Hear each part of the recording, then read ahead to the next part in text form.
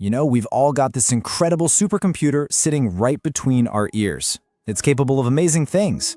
The one tiny problem? It didn't come with an instruction manual. So what if we could piece together a few pages of that manual right now? Let's dive in. And because we don't have that manual, most of us are just winging it. We're constantly reacting to our own psychology without really understanding what's driving our moods or our actions. It's kind of like being in the cockpit of a 747, just randomly pushing buttons and pulling levers, hoping you land somewhere safe. But what if you could finally get a look at that manual? What if you could learn some of the secrets to how your own brain actually works? Well, that's exactly what we're going to do right now. We're going to look at some simple, science-backed hacks to help you work with your brain instead of against it. All right, let's kick things off with part 1, tuning your inner world.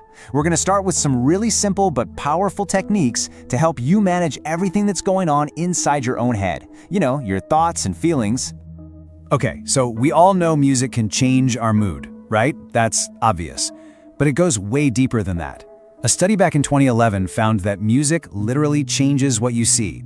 People who listened to happy music drew happy faces. People who listened to sad music drew sad ones. Think about that. Your playlist isn't just background noise. It's the actual soundtrack your brain is using to interpret the world around you. So let's imagine you've got a huge presentation coming up, or maybe a really tough meeting. Your anxiety is through the roof, and your mood is in the gutter. What can you do? Well, the answer might sound a little weird, but science says you should start singing. The change that happens in your brain is immediate, and it is powerful. So why on earth does this work? It's all about brain chemistry.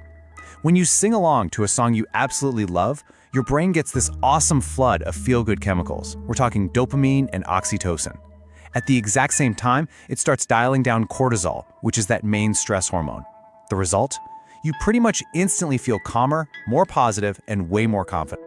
Okay, here's another super easy mood tuner, sunlight. Seriously, just getting 10 minutes of direct sun, especially in the morning, can completely change your day. That vitamin D you get, it acts like a natural mood stabilizer for your brain. And this is no joke. Studies have actually shown that countries with less sunlight tend to have higher rates of depression.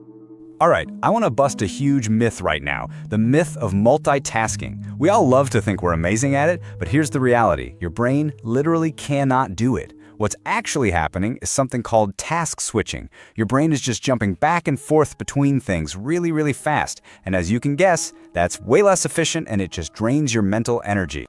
Okay, so we've got some tools to tune our inner world. Now, let's move on to part 2, the art of connection. We're going to shift gears from what's happening inside our own heads to how we can connect better with everyone else around us. This is one of my favorite psychological insights. You'd think the smartest people would be the ones talking about how smart they are, right? But it's actually the exact opposite. Social psychologists found that the most intelligent people, they rarely boast. Why? Because they're so aware of how much they don't know. It's the people with average knowledge who tend to think they know everything. Kind of wild, right? It's like true intelligence comes with a big dose of humility. Okay, you know that awkward moment in a conversation when it just stops and your brain goes into panic mode trying to think of something, anything, to say next? Yeah, we've all been there. Well, there's a surprisingly simple technique to get things flowing again. It's all about using the power of silence. It's so simple. You ask an open-ended question, and then you just stop talking. Maintain friendly eye contact and just wait. That silence feels like a vacuum to most people, and their natural instinct is to rush in and fill it. You will be amazed at what people will tell you if you just give them the quiet space to do it. Want a pro tip for building a connection with someone super fast? It's called the chameleon effect. And no, this does not mean you start obviously copying everything they do. That would just be creepy. It's about subtly mirroring their posture or their gestures or their tone of voice. When you do this, their subconscious brain registers that you're on the same wavelength. They'll start to feel more comfortable with you, and they probably won't even know why. And finally, maybe the simplest and most powerful tip of all, use their name. To our brains, hearing our own name is like hearing our favorite song. It's deeply tied to our identity. When you remember and use someone's name in a conversation, you're sending a powerful message. I see you. You matter. It's a tiny thing that has a massive impact. Okay, let's bring it home. Part 3 is all about everyday brain hacks. These are the super practical, hands-on tips you can start using like right now to shape what happens next and just make your daily life a little bit better. I am almost certain you've heard this one before. It takes 21 days to form a new habit. It sounds great, doesn't it? It's a nice, tidy number that gets repeated all the time. There's just one problem. It's not true. Not even close.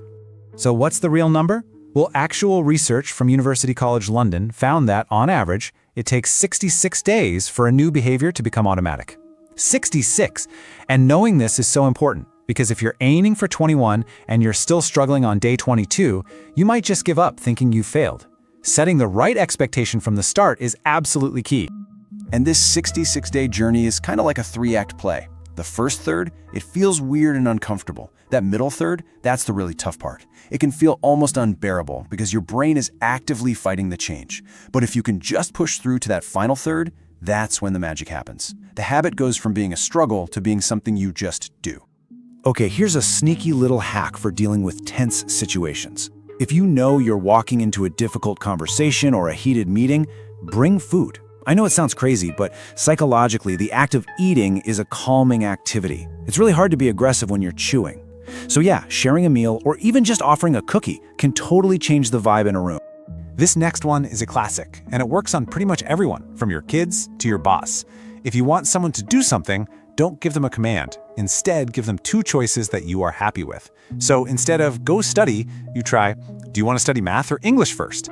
They feel like they're in control of the decision, but you still get the outcome you wanted. It's a total win-win. So what does all this boil down to? What's the big takeaway here?